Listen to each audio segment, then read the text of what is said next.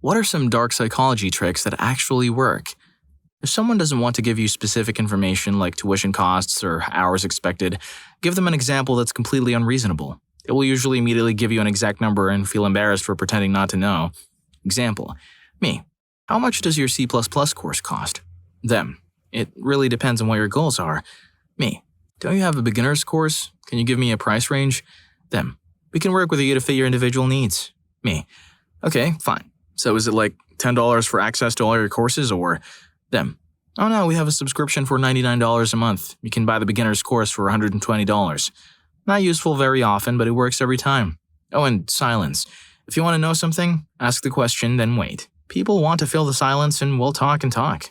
Can confirm that the last one is extremely effective. Story 2. One thing that my dad does that he may be completely unaware of is when you give him good news, he always exaggerates it back to you, thus forcing you to downplay your own accomplishment. I honestly don't think he's consciously doing it, but it drives me absolutely crazy. Hey, I have amazing news. I got promoted to vice president. That's great. Wow, so senior vice president? No, just the vice president. Oh, well, that's still good. Now the wind is all out of my sails. Story 3. Here's a few. Staring at people's foreheads irritates them quite a lot. When someone's being rude to you, stay completely silent and stare at them. It'll make them feel incredibly uncomfortable and they'll usually act civilly after a few moments. If you make a favor seem bigger than it is before asking it, the person on the receiving end is much more likely to help. It's not really dark, but every mistake I make at work, I go out of my way to admitting to. For some reason, that makes me more trustworthy. Change the perspective from I to we, and people will automatically align themselves with you. If you want to be an effective liar, build a reputation of being honest. The more you are known as being reliable, the easier it is to deceive and manipulate. Not terribly complex, I know. If you say something often enough, people will start to believe it after a while. And once a couple more people are saying it, it will exponentially explode through whatever population is listening. Talk good behind people's backs. It'll get to them. Trust me. It'll get to everybody. Don't react when somebody's getting unnecessarily angry. It drives them crazy. People will be more favorable to your idea if they think it's their idea. Not so dark, but humans have predictable patterns when choosing stuff at random. If you ask 100 people to pick a random number between 1 and 10, a great deal of people choose 3 or 7. Even numbers, highest or lowest, 1 and 10, and the middle number 5 doesn't feel random enough. Mirroring is incredible. If you can pull it off from a simple swinging of a chair or a gentle smile, you can actually control their presence. People want to be acknowledged, accepted, and appreciated. It takes almost nothing to give them that, but empires have risen and fell because of it. People will be so happy that you've given it, even if they know they're being manipulated, they'll ignore the manipulation for the sake of what you're giving them. When walking in a crowded area, look where you're going and not at the other people. They will naturally move out of your line of sight, making it quicker to move around. Next time you get in an elevator, face towards the rear of the whole ride. It freaks the other people out and makes me laugh. It's the same principle behind stopping on the sidewalk and staring up. Sooner or later, somebody else is going to stop and look to see what you're gawking at. Story 4. Sunk cost. Basically any time or effort or money that has already been expended or spent tends to be factored into decision-making, even though it shouldn't. When I met my wife, she would always finish her drinks even if she didn't like them because she paid for them. I asked her, if you already paid for them, the money's already gone. Why suffer through a drink you don't like if there's literally no change in outcome as opposed to not drinking it, except not enjoying it? That is why buying a car takes so long. You have spent so much time already that you almost feel like you have to buy it. You have invested time and need to get something for that investment. And oh my gosh, I do not want to go through this again. I've heard of this. It's called the dessert fallacy. People who order dessert but discover when they get it that they are too full to enjoy it will usually still eat it, even though it's an unpleasant experience, because they are paying for it. Story 5. It depends on what you hand them. Working retail, I've learned that if you hand someone something while they're talking, they will take it, put it in their pocket or purse, etc., and then have no recollection of you ever giving them something. It has worked on every person I've tried it with. My friend tested this on me before. Our group was hanging out and I got into an argument, more like an exchange of opinions, with one friend. I was fully focused on the conversation as it got heated that I didn't notice that the other friend started handing me random objects. After a while, everyone started to laugh. Once I looked at what they were laughing at, I found myself holding glasses and a ton of phones in my lap. I never even noticed. Also, I have a coworker who annoys the crap out of me by taking up my time talking. I'm a welder and I fit parts for other welders to finish, so there are people waiting on me to do my job, so any time spent talking slows everyone down. When he starts talking to me while I'm busy, I ask him a question, then hand him some trash like an empty soda can or a print or something.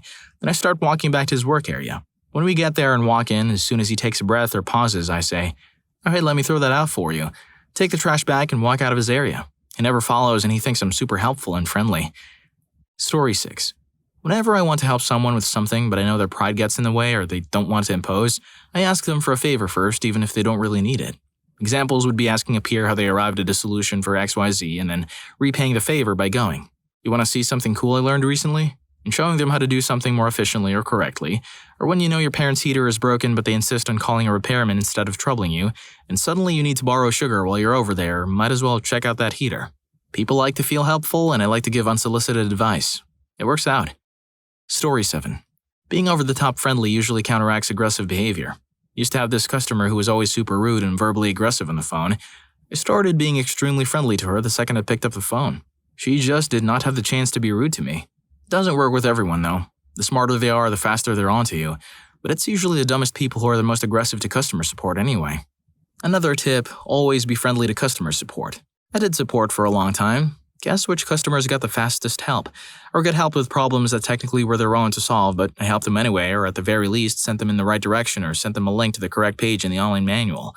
Guess which customers paid for every single second they were on the phone? Plus, the time it took me to register that time, and which ones I didn't even bill if it was just a 5-minute phone call. Friendliness pays off in a lot of ways, short-term and long-term, even if you're faking it most of the time. Story 8. Certified hypnotist here. You want it dark? Here you go. Leading a topic by stating something you know the subject will agree with. Transition into a restatement of whatever it is they agreed with and alter it slightly, and with a rhetorical question leaning towards agreement. Isn't that right? If you're slow and careful about this, you can get people to concede or agree to nearly anything without even noticing. Number 2, this one is incredibly freaking simple. Consistently thanking somebody for very, very basic things you might not even thank someone for. Think moving out of the way for you or handing you your water bottle from a few feet away.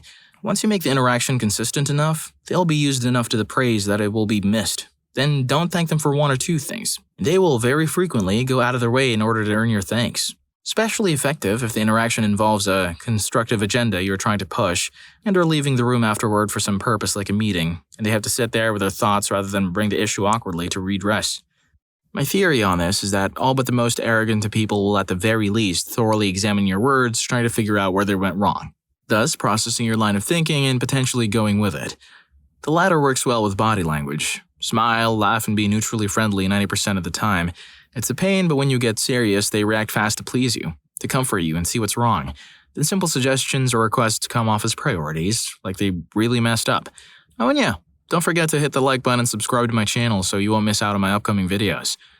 Story 9. The power of suggestion is incredibly potent. Most people underestimate how this tool can affect others. For example, I had a sociology class in high school. It was that or health. And we had to conduct a sociology experiment, and write a report on our findings. We were in groups of 4. We had free rein to do what we wanted, but it could not be immoral or unethical. But being the group of antisocial, rebellious teens, we decided to do an experiment on suggestion. It was relatively simple. We picked 3 subjects and chose a positive and negative suggestion, and the third was our control. Now, we picked 3 people. 1 popular, 1 not so popular, and someone in the middle. Control. These subjects were picked so each one of the group members would have an interaction every class period for 1 whole day. For the popular girl, subject A, we decided to simply ask her if she was feeling alright because she looked pale. And popular male, subject B, we asked why they didn't speak up more in class and they should do it.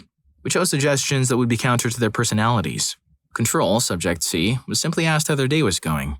By the end of the day experiment, subject A had gone home sick after 3 class periods, subject B had an overall increase in participation that lasted several days after the conclusion of the experiment, and subject C showed baseline behavior.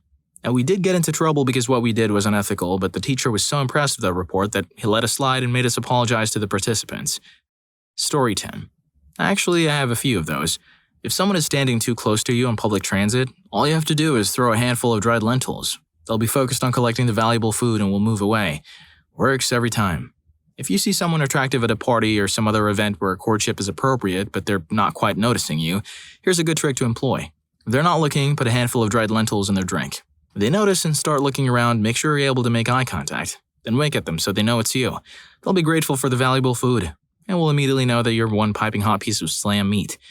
This last one is a little risky, so proceed with caution. Earlier today, my boss was being quite disrespectful, but not in an overt way. It was more of a subtle but deliberate undermining, careful to only be noticeable to me. This is something they've been doing consistently for quite some time now, and it's had a negative effect on my reputation and working relationships. So here's what I did. This can be applied to similar situations, but again, please use good judgment. I threw a handful of dried lentils in their faces as hard as I could. They were absolutely furious and started shouting at me, bringing out their true nature for everyone to see. I just filed a complaint with HR and I'm laughing all the way to the bank. Story 11. There is someone I know that often gets physically very close to me while we are talking and sometimes touches me without my permission. Super frustrating person to deal with, but somewhat benign as well. Not that benign though, because he's manipulative. There's something he does that intrigues me. He does not move. He doesn't budge. It's very interesting. I also notice that he challenges me when he finds that I am sure. He will directly challenge my confidence, seek out something that I do or say that he perceives as wrong, or even keep heckling me until I make a mistake and then he will attack that mistake. There's some dark psychology there for sure. I noticed it today because I realized I really didn't like the way I was being communicated with. I don't understand it, but if someone is too forceful, like they won't concede an argument, or they have to be right, or everything has to be their way, it's uncomfortable and troubling. Story 12. I learned this from my psychologist in order to defend myself from a toxic or manipulative relationship I was in, but at that moment I had no possibility of leaving. Because of economical or social issues I had at the time, my boyfriend was really manipulative, and in order to pressure me to not break our relationship, he continuously said things like, "Everyone says we're a great couple. Our friends see us and say you seem happy." On those occasions I started asking him, "Who said that? Can you name them? Or what exactly did they say? Can you quote?" When the answer was obviously no, I played the reverse card, assuming things incorrectly like he did, and went, "Was it Jessica? She seems the one who says things like that. Let me ask her." Or, "I'll text my friends group now, asking who said, 'You're a perfect couple' to you." That usually freaked him out, and I guarantee you it is very funny to see a narcissist lose their crap. Story 13. Dominant body language. Relax, lean back, spread your arms and palms, knees apart. Look relaxed but take up space. Do not look defensive. Look at people with your nose. That is, raise your face enough that you thrust your chin forward and look at them over your nose. Keep strong eye contact, or look at their carotid arteries. Slow, deliberate gesticulation. Voice. Talk slowly, with pauses and emphasis. The trick is to try to talk with capital letters but not shout. Use the lowest tone you are comfortable with. People are far more receptive to baritone than to chipmunk squeaks. Conversation, repeat and paraphrase what people told you. So what you meant was, it makes it look like you're listening and taking them very seriously without agreeing yet. Do not let people talk over you unless it's an emergency. Trust them with a gesture if needed. Remove attention in a conversation if someone is being rude to you, however. Call people out on being rude to others. You can even weaponize it to make them look like a-holes or detract from a conversation you would rather not have. Story 14. Maybe it's just me, but I feel I can lie to myself and believe the lie enough to forget the truth. Sometimes when I have lied about some small detail of a story, I think I actually forget what originally happened and believe the story to be fully true with the details have changed and actually have memories of the lie actually occurring. Because of the nature of psychological trickery, I can't know for sure what is true and what is false unless I could actually time travel. But I feel like I have kind of mastered lying to myself to the point of actually changing how I remember things. I know this is a defense mechanism, some experience for trauma. I don't have any trauma that might warrant this, but I feel I've practiced it enough over time that now it has kind of become a normal thing to do for me on occasion, for no apparent reason at all. I guess the good thing is, in theory, I could get it to a point where I can believe I'm actually a much smarter and hardworking individual than I actually am, until I actually am able to fulfill that role given the false confidence I would give myself. Story 15. So my partner is a psychologist that previously worked a lot with children and adolescents in acute settings. One of the most common things kids do in these settings is lie about symptoms in order to get a specific diagnosis. Pretending to have ADHD or bipolar disorder is the most common from my understanding, but my partner has seen people try to fake all sorts of weird things. To handle this, there are two basic tactics. You let them lie themselves into a corner by giving them topic confidence, or you hide your information gathering questions within unexpected topics. The first one is easy to do because kids are stupid and mostly just have a TikTok or surface-level knowledge of any given topic. Therefore, if you just do a little validating and reassuring, kids will feel like they're on the right track with their answers and continue to lie until it's obvious they're full of it. Second takes a bit more finessing. Basically, people typically hyper-focus on what they think is important, so if you give them questions or topics they're expecting, they'll try really hard to give their version of the right answer. The consequence of this is that they'll drop their guard when asked seemingly unrelated questions later, since the important ones are already out of the way. It's within these questions where you'll get a more honest answer. The dark part is that these tactics are not exclusive to a behavioral health setting. You can essentially use them anytime you want information from someone. Story 16.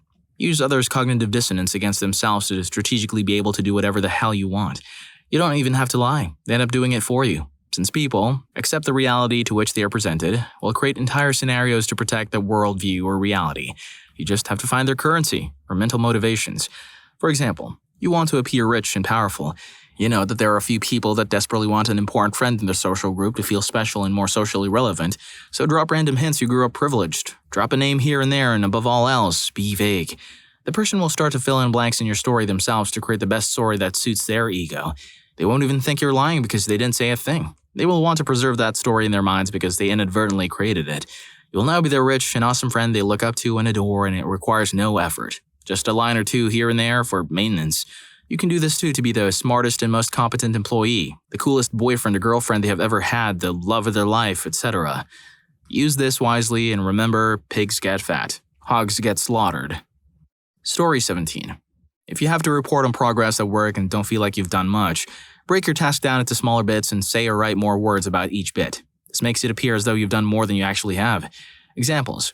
You created an Excel document that lists a set of customers and information about them.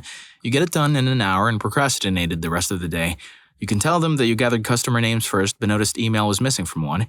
You looked up Excel helpers on Google and found a way to filter your table based on missing data, but only found the 2 missing emails. So you check the names against a database or customer file or something to see if the data was never captured or if the customer didn't give it.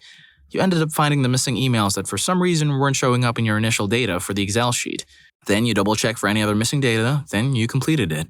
Most managers have a lot on their plates between their team. If it looks like you did a lot of work, and you're usually getting your work done otherwise, usually they won't even question it. Are you sure they're just letting it slide because it isn't egregious? I hope you enjoyed the video, and if you made it this far, I'm sure you'll also enjoy what's your best, holy crap, this actually works, trick. Story 5 might just work. See you in that video.